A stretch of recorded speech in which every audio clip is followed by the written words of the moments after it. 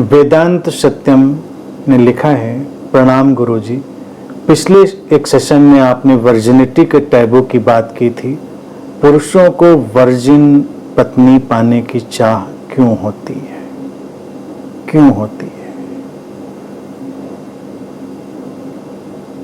पता करें पुरुष, ये उनकी हीन भावना है, मानसिक संकुचन है, स्वीकार का अभाव है और अज्ञान है, इसलिए। और स्त्री पुरुष के बीच जो भेद की खाई है, इसलिए। इसमें बस एक बात मैं समझाऊंगा। इस विषय पर बहुत विस्तार से भी जा सकते हैं और कभी फिर उस पर विस्तार से चले जाएंगे, लेकिन एक बात महत्वपूर्ण समझें। भारत का दर्शन बड़ा अद्भुत और अनूठा है। भारत ने हमारे यहाँ पंच कुमारियों की अवधारणा दी। 5 सतियां, पंच कुमारियां। और नाम क्या है उनके? जब देखेंगे तो हैरान रह जाएंगे। तो किस कौमार्य की बात कर रहा है? शरीर का कौमार्य या किसी और कौमार्य की बात? जब शरीर पर ही कोई अटक कर रह जाए तो ये तो निश्चित है कि वो दूसरे को वस्तु में ही बदलना चाह रहा है और वस्तु पर अपना पॉजिटिवनेस बनाने की कोशिश कर रहा है। इसलिए स्त्री भी मांग करे ना, वही तो स्त्री नहीं करती कभी मांग। सुनाई नहीं दिया, पुरुषों की तरफ से सुनाई देती है, तो इतनी स्टूपिड सी बात है ये। भारत कहता है 5 कुमारियां। उसमें देखिए, एक है अहिल्या, गौतम की पत्नी। तारा, तारा है बाली की पत्नी, जो बाली एक पौराणिक कहानियां है। और तारा कहते हैं वो एक अप्सरा है, समुद्र मंथन में उसका उद्भव हुआ। तो अहिल्या हुई, तारा हुई।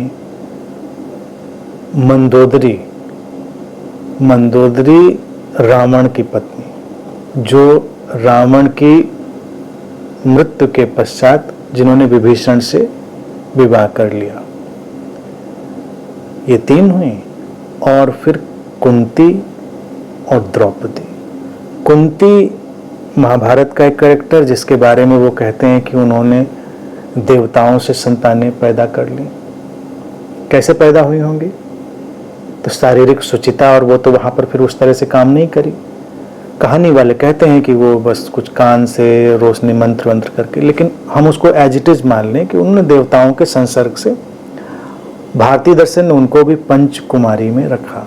द्रौपदी, जिन्होंने 5 भाइयों से एक साथ विवाह किया, उनको।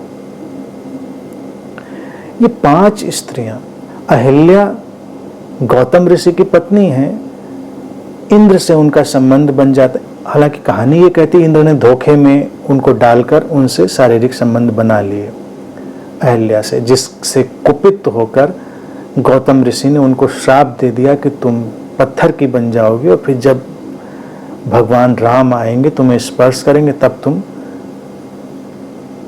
जागोगे। ये कहानी कहती है, पौराणिक कहानी। तारा बाली की पत्नी है, उसको लेकर भी कितनी मारा मारी है, लड़ाई है, सुग्रीव और बाली, उन सबके झंझट की बातें हैं। मंदोदरी रावण की पत्नी, सब जान ही रहे। क्यों इन स्त्रियों को उन्होंने पंच कुमारियों में रख दिया? प्रातः स्मरणीय 5 सतियां, क्योंकि ये स्त्रियां दैहिकता से ऊपर उठकर अपना जीवन जी रही थी। जो फिजिकलिटी थी उससे ऊपर, उनके व्यक्तित्व को उनकी देह में बांधा नहीं जा सकता था,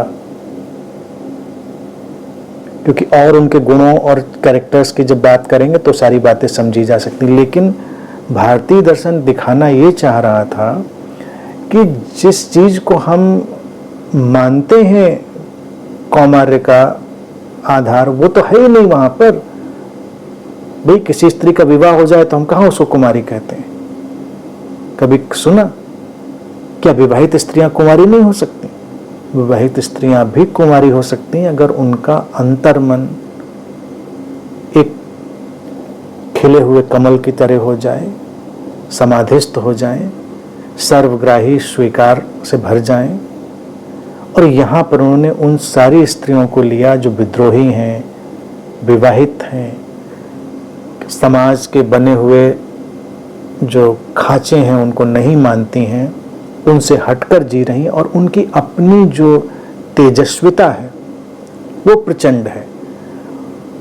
सामने रावण जैसा व्यक्ति भी हो, उससे भी उनकी तेजस्विता प्रभावित नहीं होती। वो विद्वान है, दुष्ट है, सब है, लेकिन मंदोदरी को ऐसी पत्नी दिखाया जो अपनी तेजस्विता में है, प्रभावित नहीं हो रही उससे।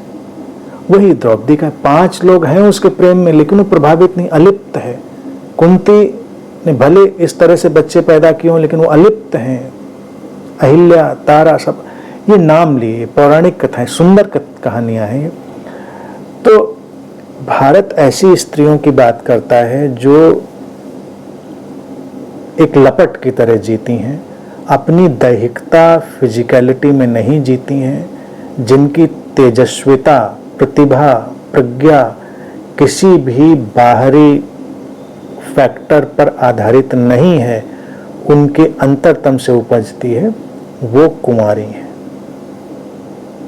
अब ऐसे कुमार तो पुरुष भी नहीं होते, तो कहां से ऐसी कुमारियां ढूंढेंगे? ऐसे कुमारे वो पहले बने ना, तब वो ऐसी कुमारियां तो ढूंढने में, तो सबसे सस्ता, सतही जो उनको ढंग मिलता है वो यही है कि वो कुमारी है लड़की जिसका कोई शारीरिक संसर्ग नहीं हुआ। ये सबसे सतही धरातल है जिसको पुरुषों ने ईजाद किया, क्योंकि वो सतही धरातल पर उतरते चले गए। तो दोनों को उसी उदात्त धरातल पर उठना पड़ेगा ना, उस ट्रांसेंडेंटल उस पर। तो ये सारी फिजूल की बातें खत्म हो जाएंगी समाज से। और स्त्रियों को ऐसा ही उदात्त बनना है, अपनी तेजस्विता में, अपनी आग से खुद अपने को जन्म देना। द्रौपदी के बारे में सुना ना किस्सा कि वो आग से पैदा हुई।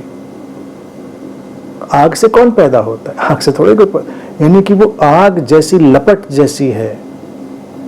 बेवकूफियां वहां नहीं चलेंगी, आग सबको जलाकर राख कर देती है, शुद्ध बचता है उसमें। ऐसा जो है, चाहे वो पुरुष हो चाहे स्त्री हो, वही कुमारा और कुमारी है। बाकी सारी बातें बिल्कुल फिजूल है।